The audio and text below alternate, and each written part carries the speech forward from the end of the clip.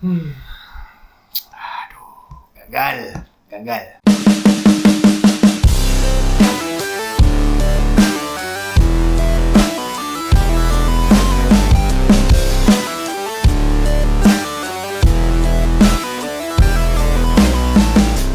Dalam video kali ini kita nak bahas dan review Chelsea menentang Liverpool. Game yang telah pun berlangsung. Kita punya pasukan Chelsea tewas 0-2 kepada Liverpool. Aku nak ucapkan tahniah kepada Klopp punya pasukan. Congrats for Liverpool lah. Walaupun kita boleh nampak ini masih lagi awal dalam Premier League, tapi macam aku cakap lah, second match bila kita dah kena berdil macam ni, banyak lesson learn yang kita kena belajar. 3 perkara yang aku nak ulas tentang perlawanan antara Chelsea menentang Liverpool. Perkara yang pertama aku nak cerita dalam sikit tentang kita punya Uncle Frank ni. Lampard ni dia tak berapa agresif lah bila menentang pasukan-pasukan besar macam Liverpool ni. Tactical approach Lampard ni dia macam kurang menyengat. Aku dah nampak dah gameplay yang sama akan berulang kembali. Pada babak pertama okey lah, just banyak possession ball. Bila lose ball dia try to counter tapi tak sampai bola ke depan. Mungkin sebab Lampard guna pendekatan 4-1-2-1-2. Daripada awal tu kita dah nampak tak ada winger yang diturunkan, yang pure position player lah. Bebas untuk Robertson dengan Arnold untuk bergerak, boleh supply bola sampai ke depan lah. Kita hanya bertahan dalam 45 minit yang pertama. Betapa lubuknya bila kita tak ada winger yang sebenar, kita tak boleh nak kacau kerja si Arnold dengan Robertson tu. Benda dah jadi, kita pun dah kalah. Lampard pun dah make a decision untuk game ni. Dalam game ni apa yang aku boleh buat analisa sedikit lah, tak ada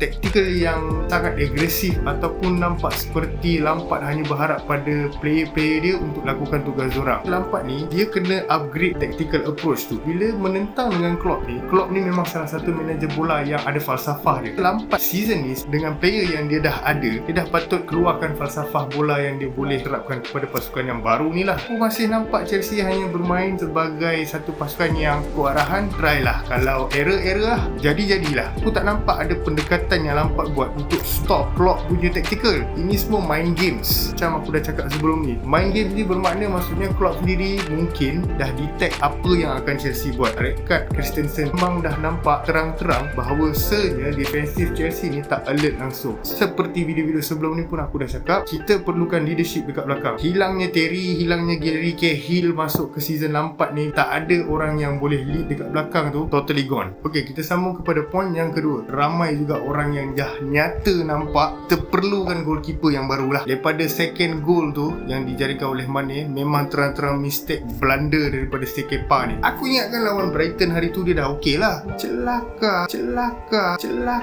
Betul lah kan, aku dah mencarut ni kan. Aku dah kata dah hari tu dah, dia ni problem. Aku memang trauma. Aku memang sangat-sangat takut bila pair Zuma dengan Christensen tu main. Tu satu hal. Yang kedua, Kepa. Bagi aku Kepa ni bukan tak bagus, tapi dia cuma di dalam level dia je lah. Disebabkan mistake yang dia buat tu, terang-terang kau dah nampak Mane tu dekat dengan kau, yang kau nak pass Jorginho juga buat apa? Kau shoot je lah terus, atau kau clear lah bola tu. Ini kau boleh, tak faham lah aku. Kenapa pentingnya untuk kita sign Mendy ni? Kita dah nampak daripada game ni, kita perlukan goalkeeper yang ada fizikal yang lebih tinggi dan boleh bukan save dengan area-area yang besar lah. Maksud dia gap dia besar. Pada gol yang pertama, faham kita dah kekurangan player. Bilangan player yang ada dalam kotak tu untuk defend dah jadi berkurangan, membuatkan Mane tu ada ruang untuk buat tandukan. Gol-gol macam tu confirm Kepa akan bolos, sebab Kepa ni dia hanya boleh save ikut area dia je. Percepatkanlah Mendy punya proses tu, sebab kita perlukan goalkeeper yang sangat-sangat mantap lah. Kita sikit lagi pasal Kepa ni, even though aku tahu Christensen tu pergi buat mistake, aku pun tak faham yang kau pergi tarik leher si Mane tu buat apa. Punca dia daripada selepas kita counter balik kat Liverpool, dan simply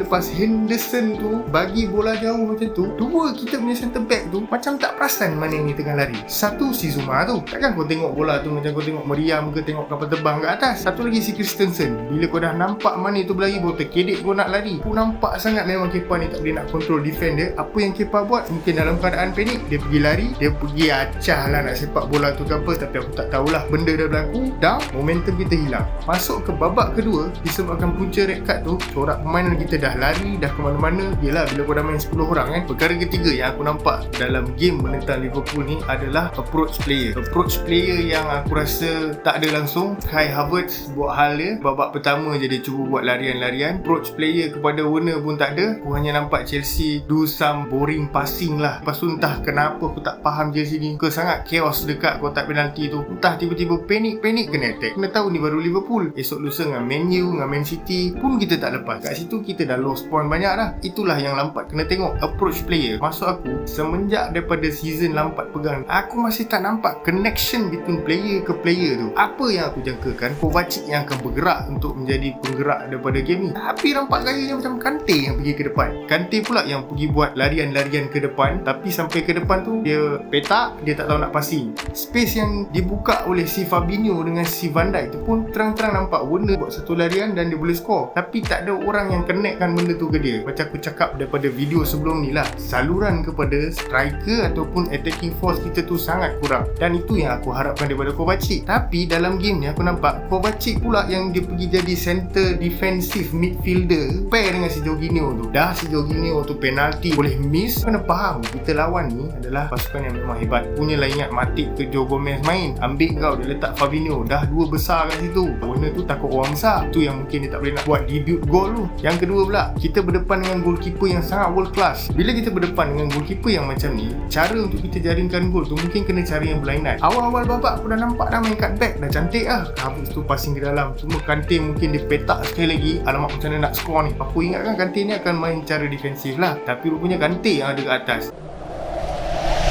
Kat sini aku nak masuk sejarah sikit. Daripada game kedua ni, apa yang aku belajar, aku macam tak nampak twist and turn untuk Chelsea ubah seluruh permainan ni dan untuk kita survive till the end of the season lah. Masa zaman Conte dulu, dia pandai guna pendekatan player untuk tactical dia. Dia ubah sistem selepas dia kalah besar dengan Arsenal. Sama juga dengan kita punya the great Jose Mourinho lah. Kita tak payah sangkal lagi lah dengan dia punya falsafah football dia tu, park the bus ke apa ke, tapi asalkan boleh menang something. Dalam season 4 ni, aku dah trust dengan squad depth yang dia ada, tapi cuma aku tak nampak pendekatan yang dia buat terhadap player-player ni. Tak nampak lagi Lampard pandai untuk menggunakan certain player ni dan juga build up kita punya weaknesses ni ataupun tutup kita punya kelemahan dalam team ni. Perkara yang terakhir aku nak cakap daripada game Chelsea menentang Liverpool ni, aku harap di game-game seterusnya kita kena ubah style of play kita. Aku harap Lampard betul-betul fahamkan player-player ni. Last but not least, Zuma, Christensen, kau dah boleh dah tak payah main untuk next game tu. Kau letak je Tomori tu. Dah semenjak dia dapat nombor 14